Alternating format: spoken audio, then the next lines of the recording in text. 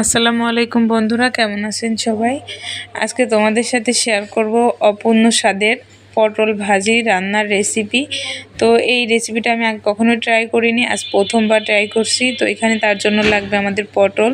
তো পটলটা একটু লম্বা সাইজের হলে ভালো হয়। তো আমি লম্বা সাইজের কয়েকটা পটল নিয়েছি, নিয়ে আমি গাটা ছিলে নিয়েছি, তারপর মাঝখান দিয়ে ফালি করে নিয়েছি, নিয়ে ভিতরের বিচিটা বের করে নিয়েছি। তারপরে এখানে ভিতরে পুরটা দেওয়ার জন্য কিছু রেডি করে নিচ্ছি। তা এখানে আমি নিয়েছি পেঁয়াজ কুচি, রসুন কুচি, মরিচ কুচি, সামান্য একটু জিরা বাটা, আদা বাটা আর একটু রসুন বাটা, আর এখানে দিয়েছি বেসন আর চালের গুঁড়ি।